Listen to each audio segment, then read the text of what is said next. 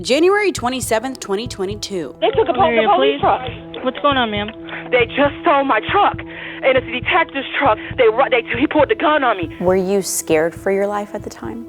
I would be lying to say that I wasn't nervous.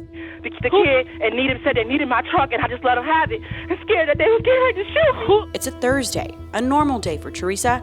She's headed into work. Stopped at that on West Ridge at that gas station, which I've been there plenty of times before, getting ready to pump gas so I can refuel and head on to my destination where I was supposed to be that day. You can see Teresa in this security camera footage. Now, pay attention to these two men coming out of the convenience store. I spotted them as they were coming out the store. Then before I knew it, they were up on me really fast. And he had his gun present, and he said, you know what f***ing time it is. He pulled the gun on me. And he took my truck. 3 suspects were arrested and charged. One just 18 years old. Teresa is just one person who has fallen victim to a sweeping rise in carjackings plaguing Northeast Ohio.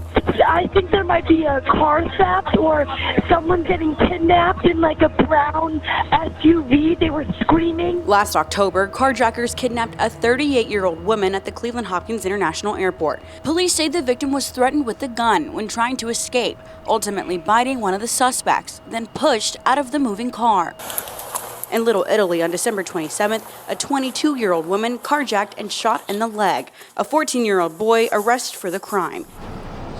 Just 4 days later, on Cleveland's west side, off-duty Cleveland police officer Shane Bartek was killed in a carjacking. Prosecutors charged 18-year-old Tamara McLeod with aggravated murder. The number of carjackings that are occurring with a weapon and by force has gone up. Records kept by the Cuyahoga County Prosecutor's Office proving so, showing a 50% spike in just 2 years.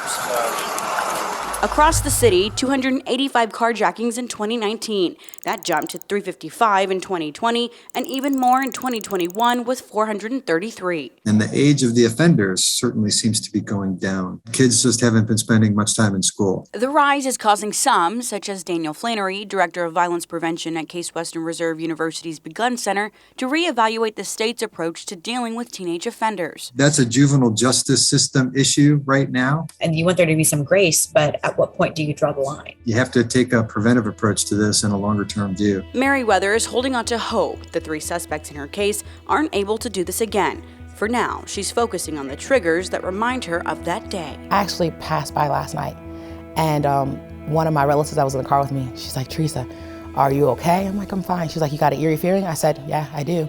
Experts say the impacts of the pandemic can be an attributing factor in the rise of these violent crimes, and say that being out of school or having so much free time is creating a culture of committing these acts for a sense of adventure or because of peer pressure. Marissa Signs, 3 News.